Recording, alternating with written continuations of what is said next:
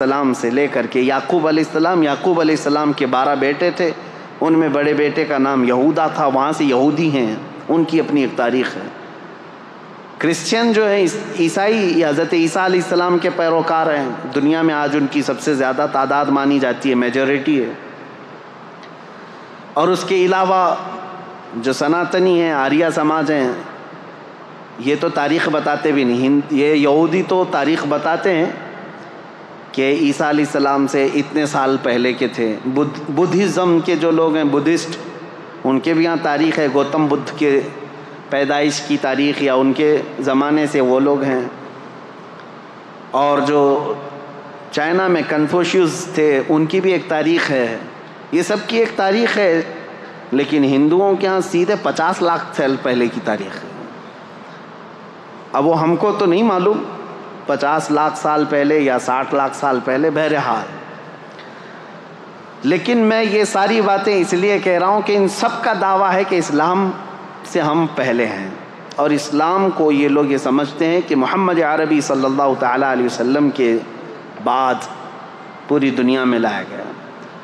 دیکھیں، استعمال کے طور پر ہم یہ بات کہتے ہیں، نبی کریم صلی اللہ تعالیٰ علیہ وسلم نے یقیناً اسلام کو پوری دنیا میں پھیلایا، بلکہ یہ حقیقی رسول میرے آقا صلی اللہ تعالی وسلم اسلام کے خاتم ہیں، آخری رسول ہیں۔ دین حضور پر آ کر کمپلیٹ ہو گیا، لیکن دین اسلام کا لفظ قرآن پاک میں موجود ہے۔ حضرت موسیٰ علیہ السلام نے بھی فرمایا، جن کی ترجمانی اللہ تبارک و تعالیٰ نے قرآن میں فرمایا ہے کہ موسیٰ علیہ السلام نے فرمایا وَأَنَا أَوَّلُ الْمُسْلِمِينَ، میں سب سے پہلا مسلمان ہوں گا۔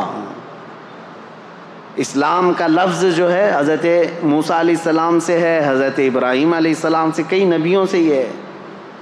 تو اسلام جو ہے آدم علیہ السلام سے چلا ہے عقیدے کے اعتبار سے۔ اب ہم جس اسلام کی بات کر رہے ہیں پوری دنیا میں، یہ لوگ جس کو اسلام ٹارگٹ پر رکھتے ہیں، وہ ہمارا یہی دین ہے جو میرے آقا صلی اللہ تعالیٰ علیہ وسلم پر آ کر کمپلیٹ ہو گیا۔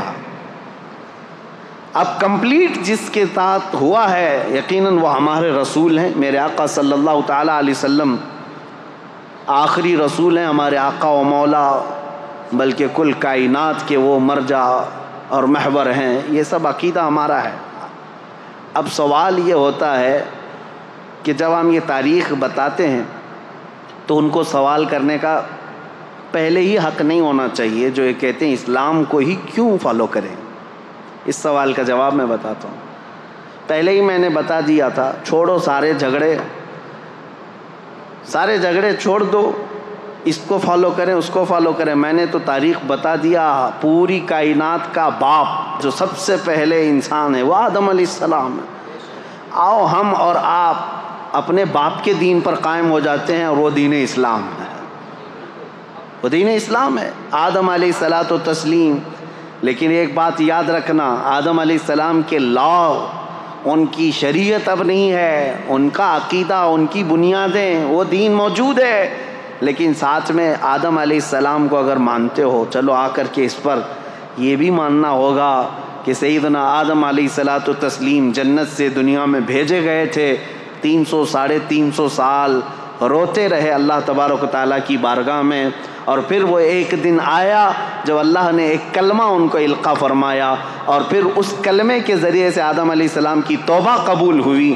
اور حدیثوں میں بعض تفاسیر میں یہ فرمایا گیا، آدم علیہ السلام نے اللہ کریم کی بارگاہ میں یہ پیش کیا تھا، عرض کیا تھا کہ اے مولا، جو تیرا سب سے حبیب نبی ہے محمد، اس کے واسطے وسیلے سے میری دعا قبول فرما۔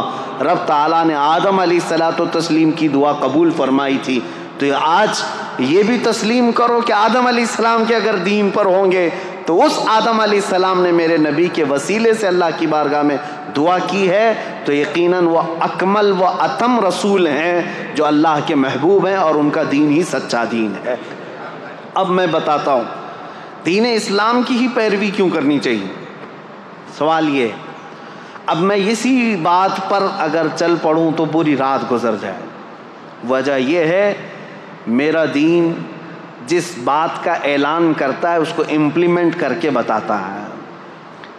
دین اسلام میں کسی شوشے میں کمی نہیں ہے. اگر کمپیئر کرنے کی بات کریں گے تو کچھ لوگوں کو برا لگے گا، لیکن آپ کا سوال ہے کہ دین اسلام کی ہی کیوں پیروی کریں، کیوں اسی کو فالو کریں، تو پھر مجھے بتانا پڑے گا.